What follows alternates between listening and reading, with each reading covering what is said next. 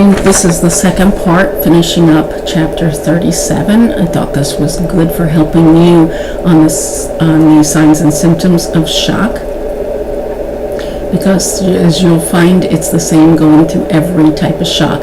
The cold, clammy skin, hypotension, oligoria, rapid shallow breathing, drowsiness, confusion, irritability, tachycardia, elevated or reduced central venous pressure, multi-organ damage. Hypovolemic shock. Your text breaks down some but not all of it, so I have tried to break it up to help you distinguish the different shocks, but the treatment is really the same through everything. So your hypovolemic shock, the most common cause for hypovolemic shock is hemorrhage, as you can see here, but this picture gives you the other possible causes of loss of volume. Anything that causes loss of volume, it could be GI from severe vomiting, diarrhea, diabetes insipidus, diuresis, severe burns. You're watching for increased systemic vascular resistance because of the loss of volume. Diagnosis is made when there's a loss of 15% of your intravascular volume. Your clinical picture is that altered mental state, tachycardia, dyspnea, cool, clammy skin. If you think about what is going on in the body, you can come up with all these symptoms because there is no volume to perfuse. They are anxious initially, leading to a change in level of consciousness and lethargy. They're tachypnic, tachycardic as the body's trying to compensate. The pulse gets thready. Their blood pressure begins to drop, and eventually hypotension. Oligoria, thirst initially until they're just not conscious enough to do it. You are replacing IV fluids. You're doing blood transfusions if that's the cause for it. Any type of shock, your nursing measures are monitoring the vital signs every 15 to 30 minutes, administering all the ordered medications, keeping fluids going, close I&O, especially the urine output, at least 30 cc's an hour or greater than 0.5 mLs per kilogram per hour. BUN and creatinine have to be watched. You should be doing some hemodynamic monitoring, which you talked about somewhere in here on your central venous pressures through a central line, monitoring ABGs, the pulse ox, lung sounds, heart sounds, pulse strength, keeping them sedated and analgesic. Often it's morphine that's used for the analgesic. You want to keep them calm, and if they have a change in level of consciousness, they're not real responsive, they can't voice pain to you, but analgesics are important even though they can't tell you they're hurting. Reducing their activities, doing everything for them, high flow oxygen. This is really good chart on medications. It's, even though it says it's for hypovolemic shock, it's the same medicines for shock. So I liked this chart a little better than your text. Your text has a chart 37.4 on page 748. It does talk about the vasoconstrictors, which is your dopamine and norepinephrine, phenylephrine, Levophed, which is norepinephrine. Your Levophed, we used to say, or norepinephrine. Levophed, we used to say, Levophed leave them dead. It was when they were in such severe shock, because Levophed is a very, very potent vasoconstrictor. Have to watch every 15 minutes that they don't lose circulation to their fingertips, their toes, to their nose. I've seen people get the tip of the nose get necrotic from that severe vasoconstriction. So very close monitoring. Your dopamine is interesting. Your dopamine, although it is a vasoconstrictor to bring up your blood pressure, sometimes you'll have them on an epinephrine or norepinephrine drip plus a dopamine drip. The dopamine at a very low dose, like 2 mics per kilo per minute, it increases renal perfusion. So sometimes they'll put them on an epinephrine or norepinephrine drip epinephrine drip to constrict, while they'll have a very, very low dose of mice per kilo on dopamine to keep the kidneys open while you're trying to vasoconstrict and increase perfusion to the other organs. I hope that makes sense to you. The inotropics are your dobutamine, which I mentioned in a previous lecture to get the heart to squeeze. Phenylephrine is another vasoconstrictor you will see. I'm not sure why your text doesn't mention it, because you will see that used to help. All of these medications are given, well, everything except phenylephrine. These other three are micrograms per kilogram per minute, which is one of the teachings I have on your PowerPoint that's posted for calculations. So you do want to learn how to do that calculation, mics per kilo per minute, because that may be on the upcoming exam. I haven't decided yet. So anyway, phenylephrine or a neosynephrine drip is more likely. I'm not sure why your text talks about a sodium nitroprusside, because that is really when they're hypertensive, because it will drop the pressure. So I'm not sure that I'd be using that in this scenario. So I disagree with your text on that part. Here we go into cardiogenic shock. Left ventricular failure obviously is the dominant cause here. This is a really good picture on cardiogenic shock. It's just the body is not able to pump. The heart can't pump it out, whether it's an MI, right-sided, left-sided, systolic, diastolic dysfunction, arrhythmias, a valve issue. And as you can see, the clinical symptoms are the same as any type of shock with the tachycardia, because your body's compensating anxiety, delirium, because there's lack of perfusion to the brain. There's it with the cardiogenic, because the heart is actually the one in trouble. You have an increased preload, pulmonary congestion. Of course, you have a decreased cardiac output in any shock, dusky skin, decreased blood pressure. Interesting here, a narrow pulse pressure. In case you don't remember what that is the pressures between your systolic and diastolic. Those numbers are narrowing. Widening pulse pressures, they're getting wider apart, narrowing, they're coming closer together. Because if you think about it, your systolic number is when your heart is pumping out, that pressure on the vessel. Diastolic is when the heart's relaxed, and when you have very little volume, very little heart squeeze, you're going to have a narrowing pulse pressure. I'm trying to give you tips to help keep it in your head, how to remember these things instead of memorizing them, just thinking of the flow. My old saying of connecting the dots to bring it together. Here's a really good picture again. If you've had this massive MI causing the right or left ventricular failure, you're going to have the ST segment elevation changes in your EKG. You're going to be giving them vasopressors to bring things up. You're going to monitor the blood pressure, give them high flow oxygen.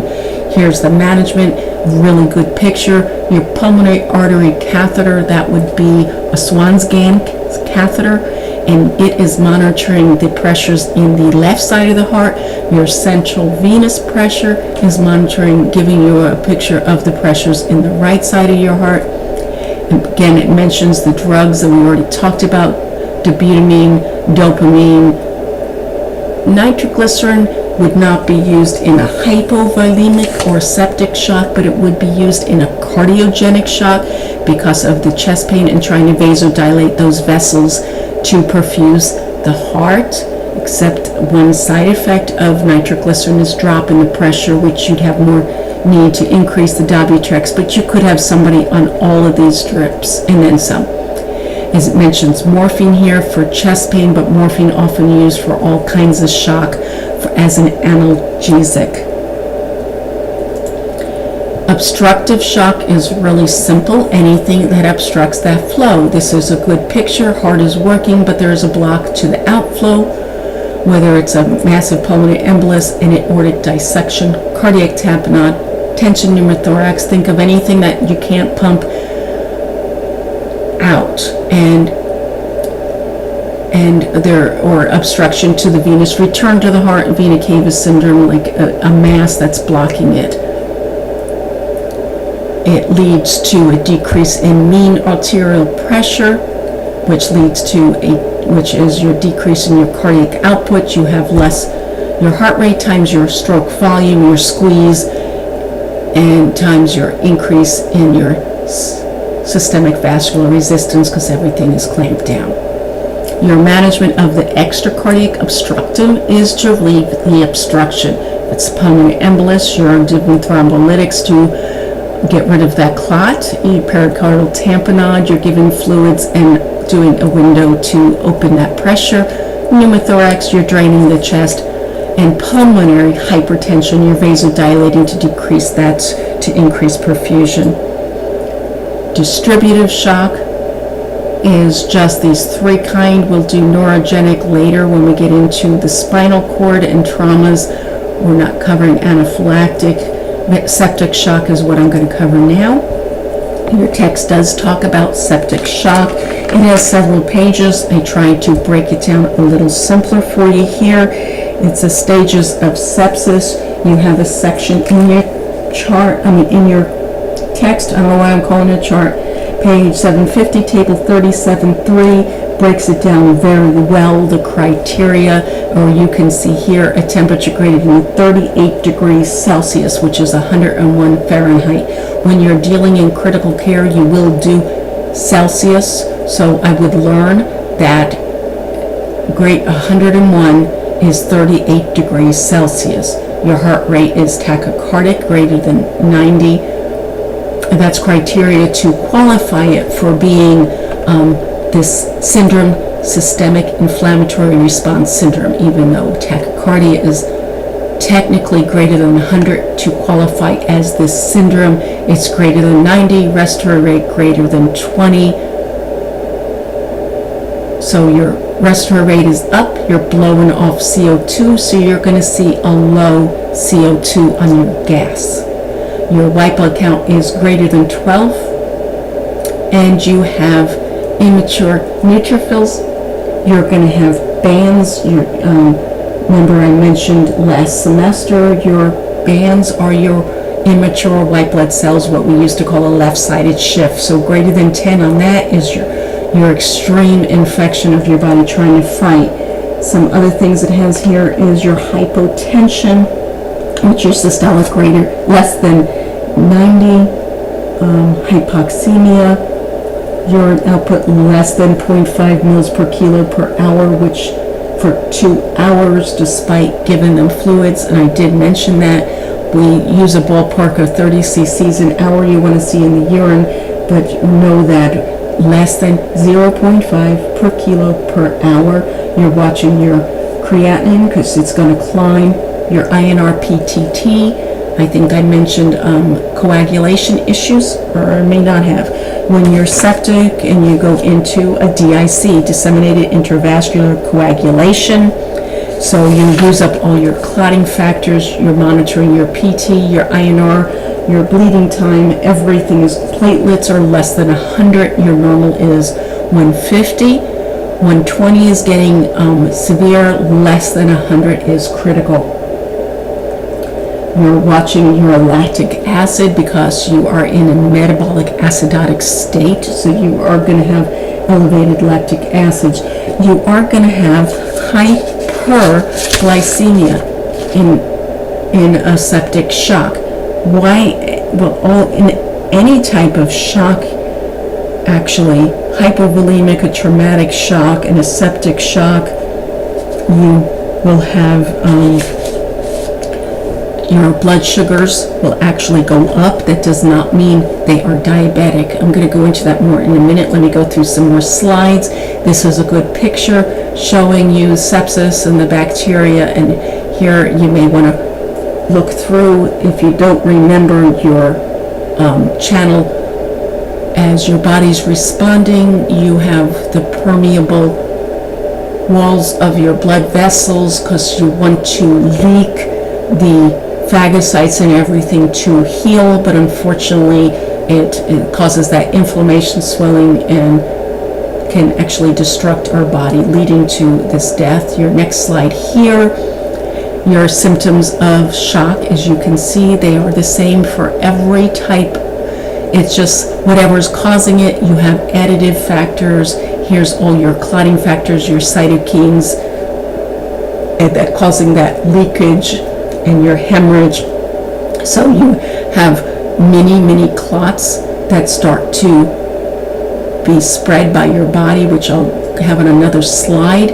This was a good slide talking about what are you going to do. Your sepsis 6, give high flow oxygen, take blood cultures, give IV antibiotics, give a fluid challenge, measure their lactate, measure the urine output.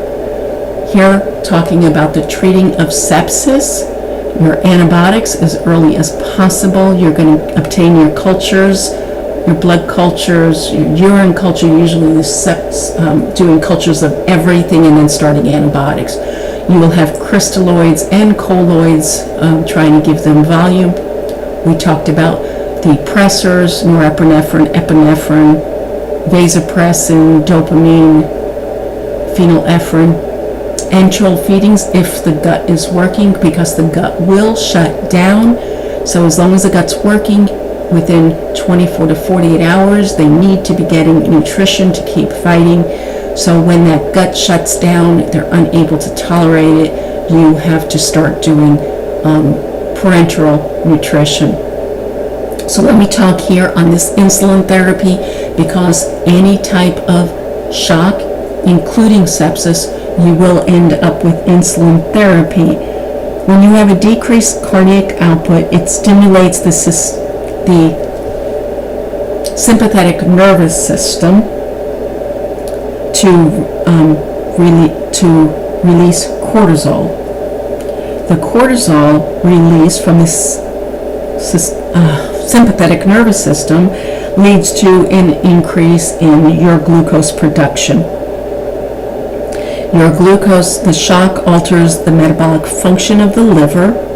Initially, you have gluconeogenesis and glyconeogenesis, which increases, and the blood glucose is doing this in response to the stress.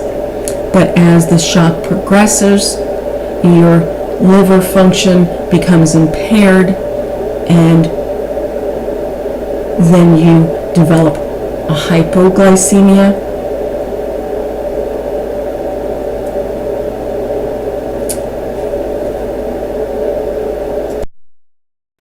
But as you keep progressing in your shock, you're watching those sugars, because they're going up and they're going down, and they're difficult to manage, but they will be on an insulin drip due to the sympathetic nervous system response with cortisol, and leading to this breakdown of glucose, glyconeogenesis in your liver. And as your liver starts to fail, you have a higher glucose level.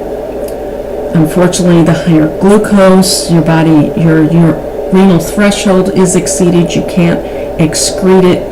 You might be having sugar in the urine, and that makes the body pull off more fluid, because it's an osmotic pull, and so you're pulling more urine and you're causing more volume depletion. So any kind of shock is a vicious cycle. So I'm not sure if I explained that glucose well enough for you. I hope I did, with sympathetic nervous system response. Okay, so that is the end of this whole entire Unit 7. I just put these two little clips up here to try to bring some of the stress off. I thought it was cute talking about osmosis after what we just discussed. And that is the end of this chapter and this lecture.